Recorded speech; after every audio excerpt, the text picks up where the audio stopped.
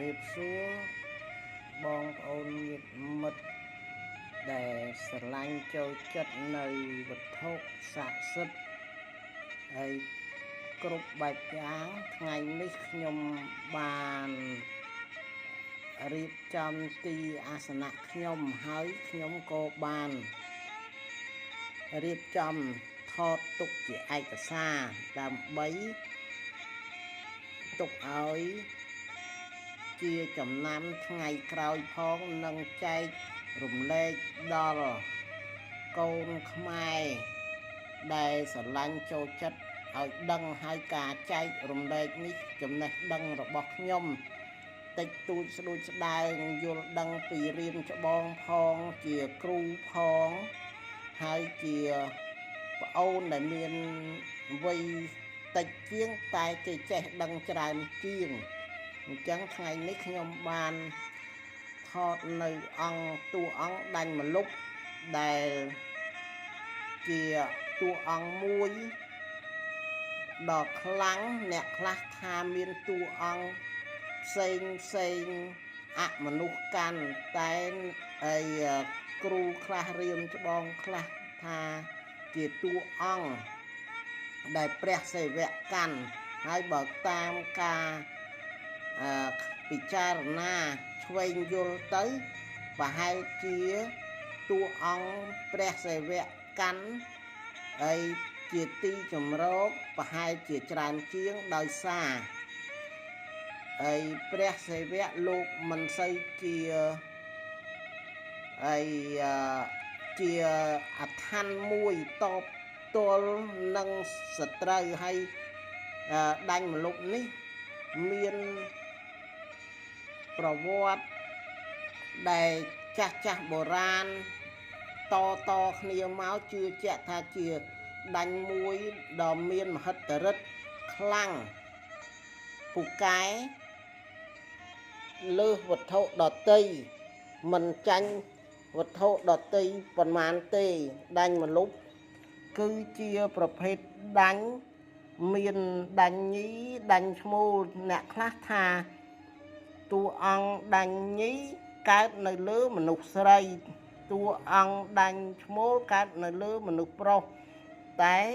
អ្នកខ្លះថាតួអង្គដាញ់ញីហើយឬក៏ដាញ់ឈ្មោលកើតនៅលើ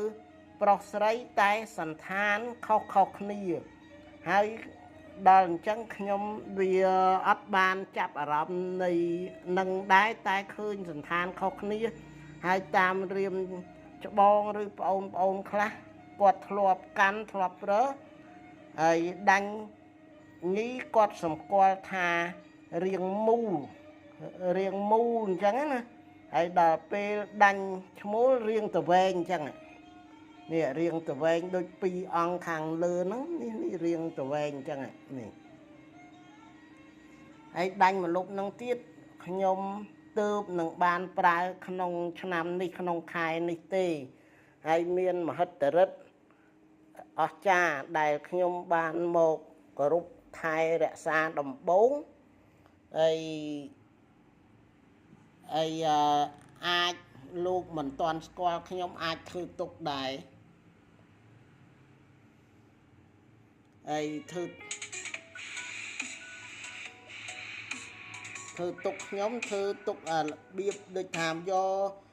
លោកមកដល់គោរពថែទៅ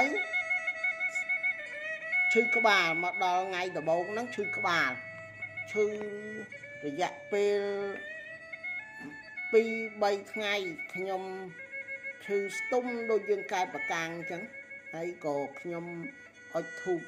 និយាយប្រាប់ទៅក៏បាត់មួយថ្ងៃឯកឡើងឈឺទៀតអញ្ចឹងក្នុងរយៈពីសិល1ទៅសិល1រយៈពេល8ថ្ងៃអញ្ចឹងពី7ទៅ8ថ្ងៃអញ្ចឹងណាហើយអញ្ចឹងខ្ញុំឈឺក្បាលអស់រយៈពេលមួយសិលអត់ឈឺតែមួយថ្ងៃអុជធូបសុំលោកសិលក្រោយទៅលោកដឹងច្បាស់អញ្ចឹងទៅបានលែងឈឺហើយបកែហ្នឹងបកែអញ្ចេះហើយ ដូចថាយើងបួងសួងប្រាថ្នាសុំអីធ្វើអីហ្នឹងសម្រេចអញ្ចឹងមែនអញ្ចឹងហើយបានខ្ញុំជឿជាក់លើតួអង្គនៃដាញ់ម្លប់ហើយអង្គដាញ់ម្លប់នឹងទៀតពាក្យថាអង្គដាញ់ម្លប់មិនមែនក្ដាញ់នឹងដុះនៅក្នុងម្លប់ទេគឺដាញ់ដុះនៅនឹងអវយវៈកេភេទប្រុសឬក៏អវយវៈកេភេទស្រីហើយមូលហេតុដែលមិនសូវជាអ្នកស្គាល់អ្នកដឹងច្រើនអ្នកខ្លះមានខ្មែរយើងមានការអៀនខ្មាស់ច្រើនអញ្ចឹងហើយកើតនៅលើមនុស្សស្រីគាត់មិនហ៊ាននិយាយហើយក៏មិនហ៊ានប្រាប់ដែរមានអ្នកខ្លះឃើញដោះដាញ់អញ្ចឹងទៅគាត់កាត់បោះចោលដោះមកទៀតគាត់កាត់យកទៅបោះចោលទៀតដោះមកទៀតរហូតដល់ពេលខ្លះគាត់ខឹងមួម៉ៅកាត់យកទៅបោះចោលក្នុងបគុណទៀតគាត់ថាជាប្រភេទចង្រៃអីអញ្ចឹងគាត់អត់ដឹងគាត់អត់បានសាយជ្រាវយល់ដឹងនោះដល់អញ្ចឹងគាត់អត់ទុកឲ្យមានថ្ងៃមួយគាត់ប្រាប់ទៅមិត្តភក្តិគាត់ម្នាក់ដល់មិត្តភក្តិនោះមកប្រាប់ដល់ប្តីអញ្ចឹងគេទៅសុំយកមកទុកថែរក្សាឲ្យអង្គដាញ់ម្លប់នឹងទៀតបើតាមចាស់បុរាណហើយរៀមច្បងដែលប្រើប្រាស់គឺអង្គដាញ់ម្លប់នោះលុះត្រាតែទុំជ្រុះពាក្យថាទុំជ្រុះគឺរលេះមកឯងបានប្រើទៅមានមហិទ្ធិឫទ្ធិដែលជះអំណាចអស្ចារ្យបើកាត់មិនសូវជាខ្លាំងទេតែមានអ្នកខ្លះក៏គេចង់បានច្បាស់ហើយជ្រុះមិនច្បាស់ហើយក្នុងភាពចពិចចពិលសង្ស័យអញ្ចឹងហើយក៏មិនជឿទុកចិត្តគ្នាអញ្ចឹងសម័យឥឡូវគេច្រើនតែមានទូរស័ព្ទអញ្ចឹងអ្នកដែលចង់បានស្រឡាញ់ហ្នឹងភាគច្រើនទៅថតបុគ្គលដែលកើតនឹងម្ដងថតឲ្យឃើញហើយកាត់យកមកនៅអ្នកខ្លះមិនចង់ជឿទៀតអញ្ចឹងដាញ់ម្លប់នេះគឺជាដាញ់មួយពិសេសពិសាពិបាករកដោយសារមានភាពខ្មាស់អៀនច្រើនអញ្ចឹងមិនហ៊ាននិយាយខ្លាចគេថាមនុស្សចង្រៃតាមពិតជាដាញ់មួយដែលមានជីវៈប្រវត្តិដោយប្រពន្ធលោកតាដាបឈួនឈ្មោះលោកយាយដុំសាក់គាត់មានដោះដាញ់ហើយគាត់ជានារីវីរៈនារីខ្មែរអិសរៈអញ្ចឹងពេលនោះហើយខ្មែរអិសរៈចំនួននោះគេបាញ់គាត់បាញ់នៅចិត្តបាញ់មិនចេញនៅឆ្ងាយបាញ់មិនត្រូវរហូតដល់ល្បីថាយាយដុំសាក់ខ្លាំងពូកែដោយសារដាញ់ម្លប់របស់គាត់អញ្ចឹងហើយក៏ល្បីតគ្នាហើយក្នុងសត្រាអ្នកប្រាជ្ញបណ្ឌិតបានចងក្រងនិយាយពីអង្គដាញ់ម្លប់ដែរអង្គដាញ់ម្លប់ហ្នឹងមានលោកគ្រូអុចសផលនៅព្រែកឯងគាត់ធ្លាប់បកស្រាយទាំងឈ្មោះហើយដែលអ្នកចងក្រងក្នុងក្រាំងក្នុងកម្ពីហើយតម្កល់ឲ្យកូនខ្មែរយើងបានដឹងហើយអញ្ចឹងហើយអង្គដាញ់ម្លប់នេះកម្ររកមានណារាប់រយម៉ឺននាក់មិនទាន់មានម្នាក់ទេហើយអ្នកដែលបានប្រើថែរក្សាគោរពអង្គដាញ់ម្លប់គឺអ្នកនោះអស្ចារ្យណាស់គឺអង្គដាញ់ម្លប់ការពារនៅសង្គ្រាមដូចជាការពារនៅពេលមានសង្គ្រាមមានគ្រាប់មានអីគឺការពារយើងហើយបច្ចុប្បន្ននេះអត់មានសង្គ្រាមតែលោកការពារផ្នែកនៅអមនុស្សតាមផ្លូវដូចជាយើងធ្វើដំណើរតាមផ្លូវទៅជួបប្រទះនៅអមនុស្សពេលនោះជាអូនយើងវាថមថយស្រុតចុះអ្នកខ្លះមានគ្រោះថ្នាក់អ្នកខ្លះមានបញ្ហាចរាចរណ៍គ្រប់បែបយ៉ាងអញ្ចឹងកាលណាយើងមានតួអង្គនេះ តាមខ្លួនគឺពួកអមនុស្សនោះมันអាចប៉ះពាល់ដល់ខ្លួនប្រាណដល់សេចក្តីសុខយើងបានទេគឺធ្វើដំណើរដោយសុខសុវត្ថិភាពអញ្ចឹងហើយបានអ្នកខ្លះដែលយល់ដឹងក៏លោកប្រើនៃអង្គដាញ់ម្លប់នេះហើយអង្គដាញ់ម្លប់នេះបើអ្នកដែលមានឧបនិស្ស័យគោរពថែគឺបានដោយធម៌បានដោយធម៌នោះគឺបានដោយអ្នកកើតនឹងឲ្យត្មង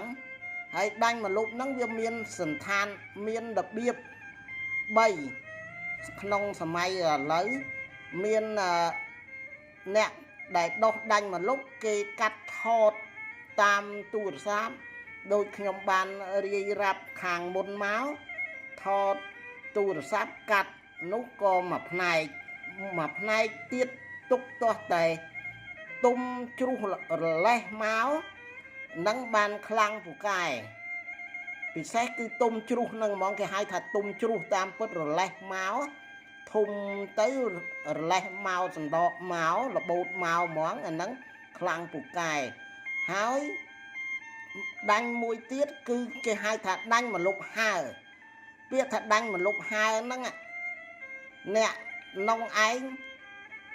ដើរទៅណាមកណាអញ្ចឹងវាត្រូវនិស័យមានទទួលបានដាញ់នោះគឺដាញ់នោះខ្លាំងពូកែអស្ចារ្យពេលដែលយើងមុននឹងទទួលបានធំក្លិនក្អូបភាយធំក្លិនចោលក្លិនក្អូបភាយហើយអ្នកមានឧបនិស្ស័យពេលអ្នក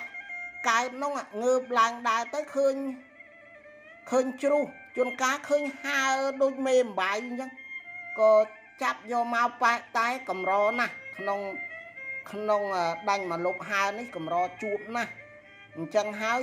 អ្នកដែលបានទទួលបានដាញ់ម្លប់ហើគឺលេខ